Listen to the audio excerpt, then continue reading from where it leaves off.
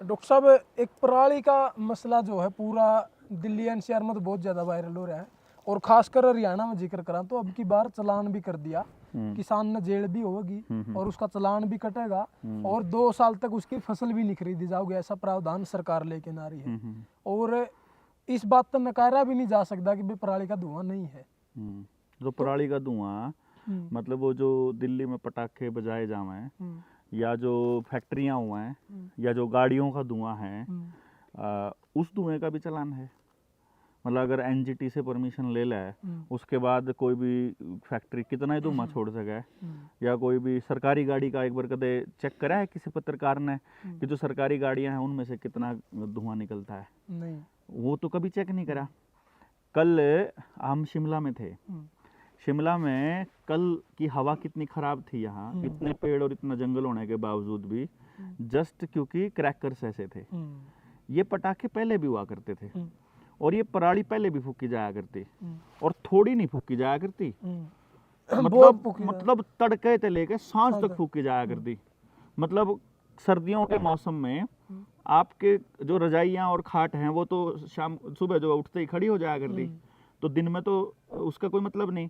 अपने जैसे लोग चादर उड़ा करते, बालक तो खेला करते, जो बड़ी उम्र के लोग हैं वो चादर उड़ा करते, और सारा दिन जो है वो पराल फूक्या करते, सारा दिन। अच्छा, आरे में सारा दिन गोस्से जड़ा कर दे, चूल्हे में सारा दिन लकड़ी जड़ा करती, और उसके बावजूद भी आबो हवा एकदम से शुद्ध थी, क्योंकि फैक्ट्रियां नहीं थी। असल में तो पराली वाला जो प्रोपेगेंडा है, ये जब अगर किसान पराली को फूक देगा, तो जो पराली के इस्तेमाल करने के लिए जो इथाइल अल्कोहल, मीथेन, मिथाइल बनाने की और ईंधन बनाने की बातें जो नितिन गडकरी जो वाहियात आदमी करता है ना, वो नहीं होने का। वो जो कंपनियां हैं उनका बाजार बंद होता है किसान के पराली जलाने से। यही किसान को पराली जलाने का फरमान जारी किया करता नाबार्ड आज से कुछ साल पहले। नाबार्ड के अंदर जो वो मिला करते ना, लोन मिला करते, वो उसमें वो प्रावधान था कि आपको अगले साल का लोन तब मिलेगा जब आप पिछले साल वाली पराली फूकी हुई दिखा दोगे। अच्छा, हाँ, पहले तो उसको प्रोत्साहित किया गया, पहले तो जमीन को हार्ड कर दिया गया। देखो, पराली जलाना खेत के अंदर उसका अपना अधिकार है बंदे का, ठीक है। अगर वो पोल्यूशन एक आदमी की वजह से हो रहा है, फिर तो हर उस आदमी को सजा मिलनी चाहिए जो भी इस पोल्यूशन का जिम्मेदार है। लेकिन बाकी सारे कारणों को नजरअंदाज करके सिर्फ किसान को टारगेट करना, इस प्रोपेगेंडा का विरोध होना चाहिए, और बाकी सभी तबकों को इसका विरोध करना चाहिए। तो फिर ये जो दूसरा धुआं जो आ रहा है, फैक्ट्रियों का धुआं जो 12 महीने चला है, लेकिन इसी महीने में आके या फिर इस मौसम में आके वो धुआं क्यों हो रहा है? एक तो जब धुंध होती है तो ये जो हवा है नीचे वाली, ये ऊपर नहीं जा पाती, वो नीचे के नीचे रहती है जहां हमने सांस लेना है। दूसरा, जब दिवाली और दशहरे के आसपास ज्यादा पटाखे फूके जाते हैं, पटाखे पहले भी फूके जाते थे, लेकिन पहले पटाखों के अंदर ऐसे खतरनाक रसायन नहीं मिलाए जाते थे जो लोगों को बीमार करें। बीमार करने वाला प्रोपेगेंडा कुछ सालों पहले ही चालू हुआ है। फिर तीसरा, जानबूझकर जिस वक्त ये त्योहार आने होते हैं और जब ये पराली का समय आना होता है, तो ऊपर से केमिकल छिड़का जाता है। अच्छा, ये प्राइवेट कंपनियों के साथ मिलकर सरकारें, जिसको आप केंद्र सरकार या राज्य सरकार बोलते हो, वो ऊपर से केमिकल छिड़कती हैं जो आपकी आंखों में जलन करती हैं। वो ऐसी जगह पर भी जलन करती हैं जहां धुआं बिल्कुल नहीं था, जहां कोई पराली नहीं जली थी, और वो पराली जल के, मतलब आप देखो ना, करनाल की पराली जल के दिल्ली चली जाती है, लेकिन करनाल के आदमियों को दिक्कत उससे नहीं होती है, दिल्ली के आदमियों को दिक्कत हो जाती है। ये पूरा का पूरा प्रोपेगेंडा है एनजीटी का, राज्य सरकार का, केंद्र सरकार का, और कुछ मशीन बनाने वाली कंपनियों का।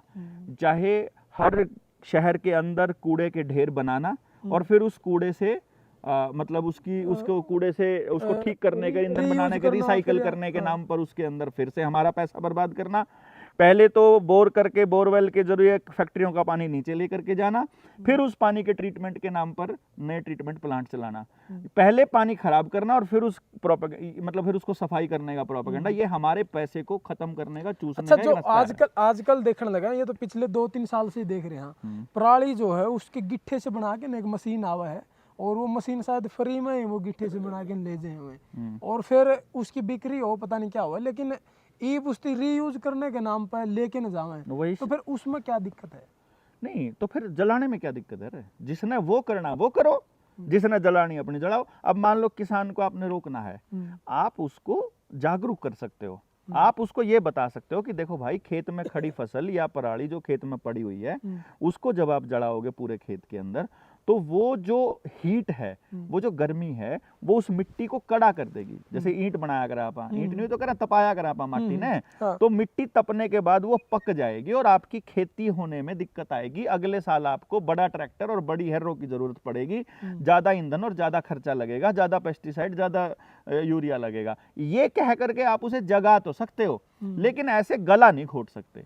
रही बात उसके चालान की, तो भाई हम जनता सरकार मोर्चा वाले आपको बता रहे हैं, आपको आप सड़क पे चल रहे हो, कब आपके घर पे स्पीड का चालान आ जाए, कब आपके घर पे गलत पार्किंग का चालान आ जाए ऑनलाइन, कब आपके घर पे नंबर प्लेट खराब थी इसका चालान आ जाए, लाइट टूटी हुई थी इसका चालान आ जाए, सीट बेल्ट नहीं थी उसका आ जाए, आप उनको जागरूक कर सकते हो। लेकिन ये कानूनी नहीं है, ये लॉफुल नहीं है, सॉरी, ये लीगल और लॉफुल में दोनों में फर्क होता है।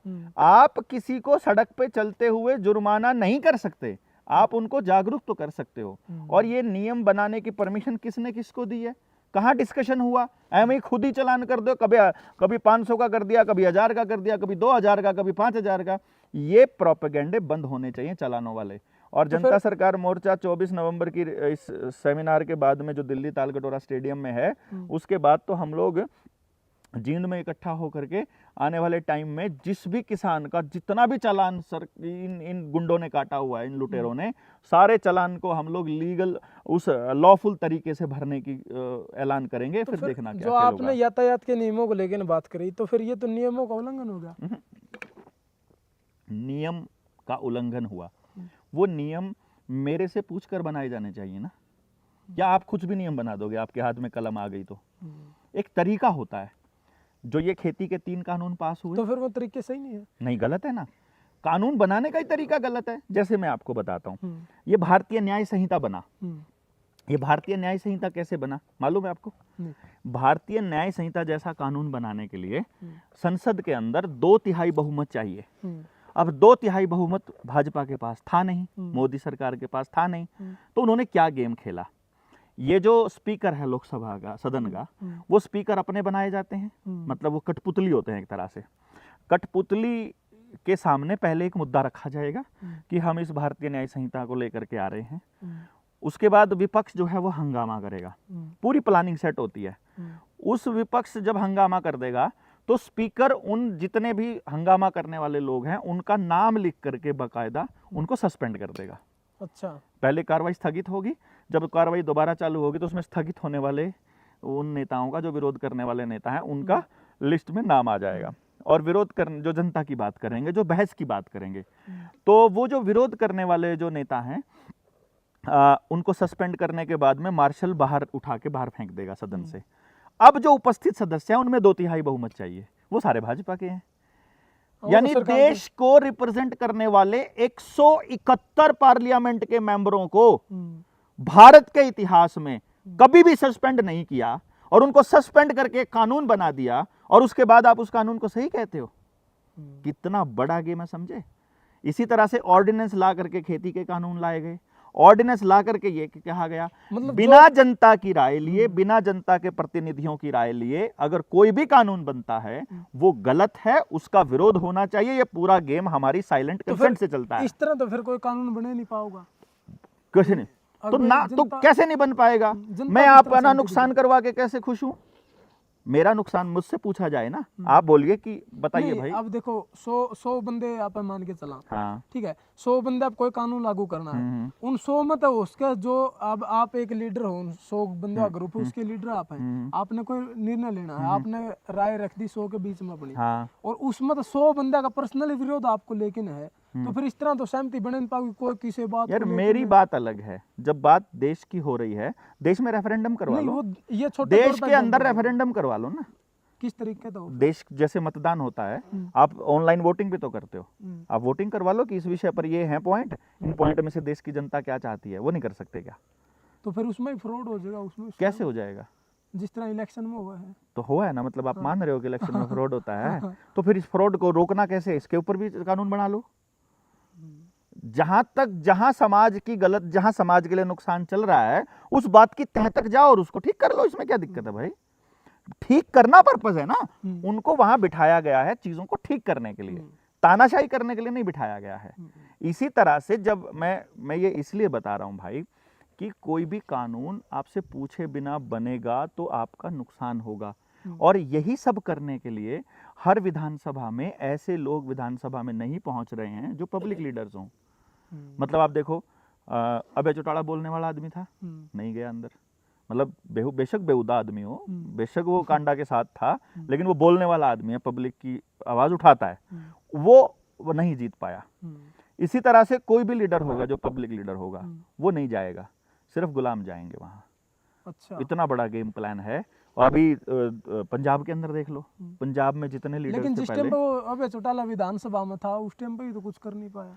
करना ना करना एक अलग बात होती है, करने को तो हम भी कुछ नहीं कर पा रहे, हम भी तो केवल बोल ही रहे हैं, लेकिन बोल करके लोगों को जगाना, लोगों के दिमाग में वो बात डालना, उस बात की तरफ सोचने के लिए तो उनको मतलब मोटिवेट करना, ये भी बड़ा काम है, ऐसी बात नहीं है। हालांकि उसको बहुत कुछ करना चाहिए था, पर उनकी नीयत भी नहीं है। देखो ये सारा परिवार, चाहे दुष्यंत हो चाहे ये हो, इनका पर्पस पिछले 5 साल में दुष्यंत का तो पूरी फैमिली का ही पैसे लूटने का और घर भरने का रहा है, और ये जो दूसरे हैं इनके ये अपने रोने ही रोते रहे। और कांग्रेस जो है उसको यकीन था कि हम लोग बनेंगे, अगली सरकार बनाएंगे, वो इसलिए चुप थे कि पब्लिक दुखी हो गई और कहाँ जाएगी, हमारे पास ही आएगी।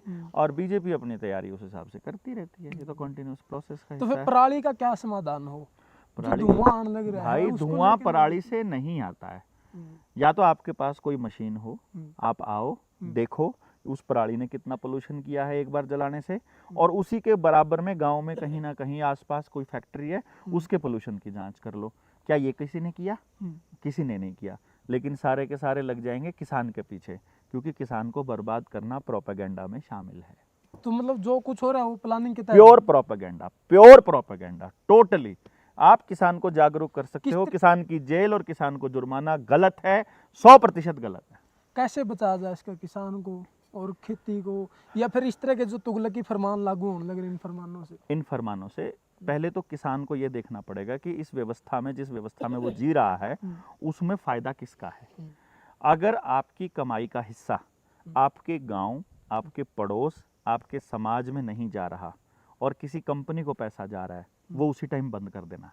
अच्छा, बैंकों से ट्रांजैक्शन बंद कर दो, बैंकों से लेन देन बंद कर दो, आपस में भाईचारे में रखो। देखो जब समाज आपस में भाईचारे में रखेगा तो समाज नियम और कायदे कानून बनाएगा अपने लिए। वो लोग नहीं, लीगल लोग नहीं, ये जो जज बैठे हैं ये नहीं, ये तो चोर हैं। अच्छा, हाँ, ये पुलिस या तंत्र, ये जुडिशरी सिस्टम, ये आपको न्याय देने के लिए नहीं है, ये तो आपके ऊपर ऐसे फैसले थोपने के लिए हैं जो ये काम करें। अभी देख लो ना, चंद्रचूड़ को बड़ा हाईलाइट किया।